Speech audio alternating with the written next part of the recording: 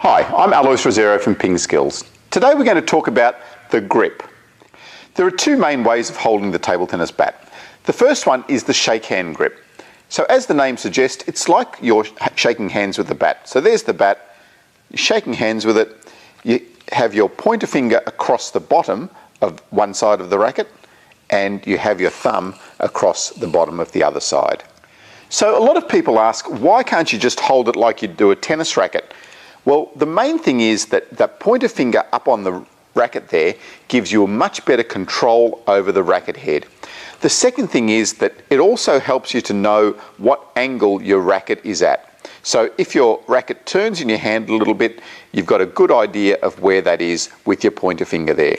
If you don't have your pointer finger there, your racket can turn in your hand and it's much harder for you to tell what angle the racket's on. So make sure that you have your pointer finger across the bottom of the bat. The other important thing with the shake hand grip is to make sure that you don't strangle the bat. If you've got your bat too tight in your hand, firstly, you're going to lose feeling in your wrist, and also it's much harder to generate spin. So have your bat really loosely in your hand. As a test, you should be able to just take the bat out of your hand as easily as that. The second common way of holding the table tennis bat is the penhold grip. So with the penhold grip, you have your handle facing upwards and you encircle your thumb and pointer finger around the handle, like you would holding a pen.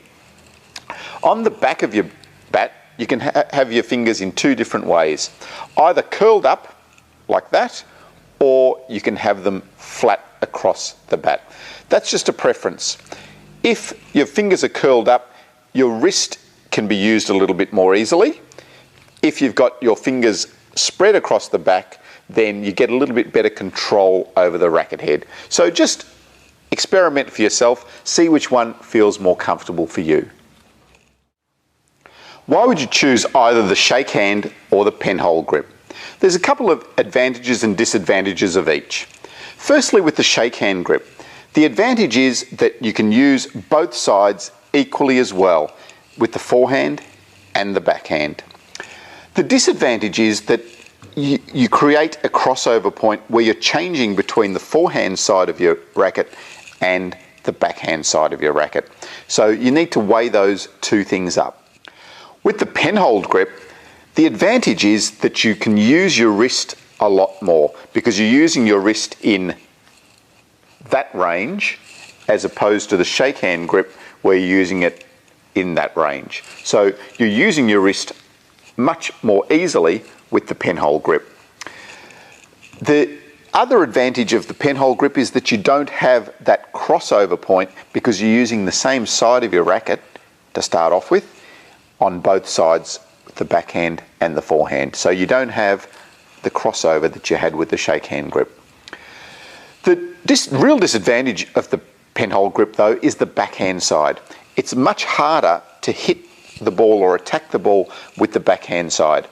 Now the backhand is starting to be used as a reverse penhold backhand, which is much more effective, but it's still quite a difficult stroke with the penhold grip. So now that you've seen these two grips, you decide which grip is best for you. You might want to experiment with both the shake hand and the penhold grip. Play with them both, see which suits you, see which feels more comfortable for you. That's the main criteria.